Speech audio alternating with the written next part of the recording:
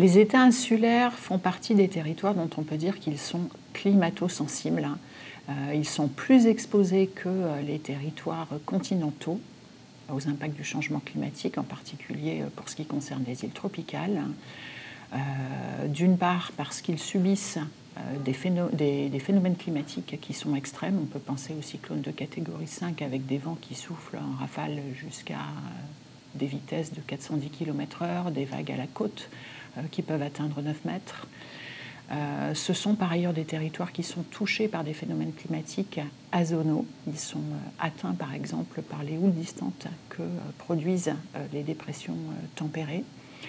Ce sont des territoires sur lesquels la vie humaine repose en grande partie sur des écosystèmes marins et côtiers qui sont très sensibles, comme les récifs coralliens.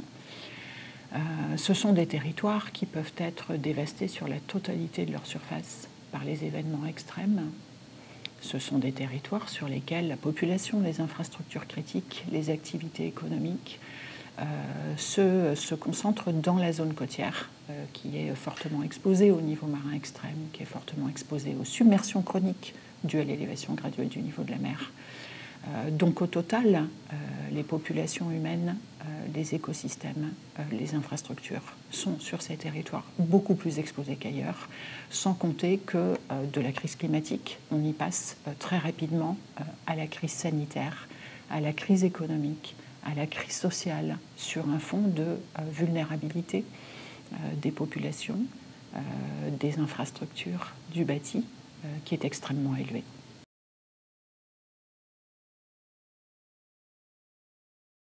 L'adaptation dans les États insulaires de la Caraïbe doit d'abord se concentrer à traiter les causes profondes de l'exposition et de la vulnérabilité de ces territoires aux pressions climatiques. Autrement dit, renforcer les capacités institutionnelles et politiques, non seulement à gérer les crises, mais aussi à réaménager les territoires. Par exemple, renforcer également les moyens financiers qui sont mis sur la sécurisation des infrastructures critiques, des services vitaux, l'énergie, l'accès à l'eau, par exemple. Réduire les inégalités sociales qui sont particulièrement marquées dans ces territoires et qui font qu'en situation de catastrophe naturelle, on bascule très rapidement dans un risque de guerre civile. On peut penser aux pillages qui se sont produits à Saint-Martin, pillage des villas de luxe, pillage également des magasins suite au passage donc, du cyclone Irma. Donc on a un besoin fondamental d'adresser ces causes profondes de l'exposition et de la vulnérabilité, autrement dit de révolutionner ces territoires, les conditions de vie dans ces territoires si on veut éviter des crises répétées, des crises totales, des crises durables. Au-delà, bien sûr, il faut réduire la maladaptation qui sévit sur ces territoires comme sur d'autres. Par exemple, face aux risques côtiers, le recours systématique à l'ingénierie technique qui, on le sait, au fil des dernières décennies, a accru les niveaux de risque en engendrant une poursuite de l'urbanisation côtière, une densification humaine d'infrastructures, d'activités économiques dans les zones les plus exposées.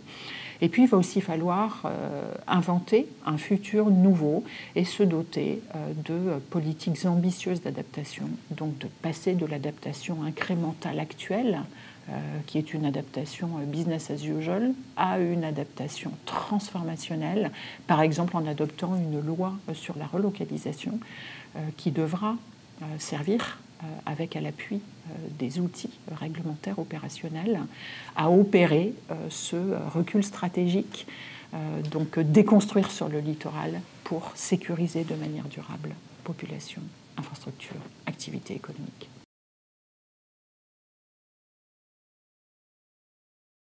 Aujourd'hui, les États insulaires de la Caraïbe, pour la plupart d'entre eux, sont encore dans une stratégie de gestion des risques, donc réduire les risques actuels qui pèsent sur les territoires, ces États ont des politiques qui s'inscrivent dans la droite lignée de ce qui s'est fait au cours des dernières décennies. Ces politiques ne sont donc pas transformationnelles.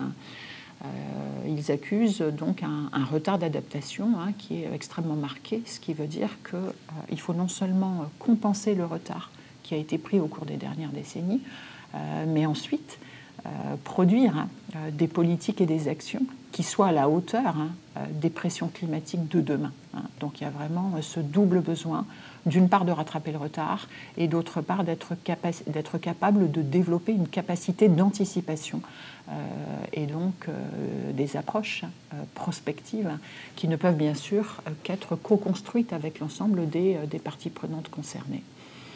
Sur la question des moyens, ils sont évidemment à renforcer puisqu'on parle là de territoires qui possèdent des moyens politiques, institutionnels, financiers qui sont inférieurs à ceux des territoires continentaux et moyens qui sont déjà largement éprouvés par la succession des crises auxquelles font face ces territoires.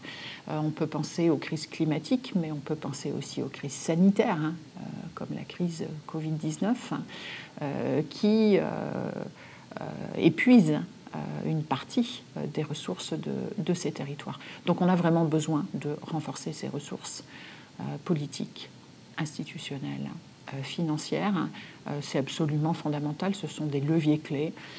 Et à côté de ceci, bien sûr, on doit aussi s'employer à mieux mettre en application les lois nationales, par exemple, dans ces territoires, en faisant en sorte d'avoir des lois qui prennent en compte leurs spécificités pour qu'elles soient efficaces.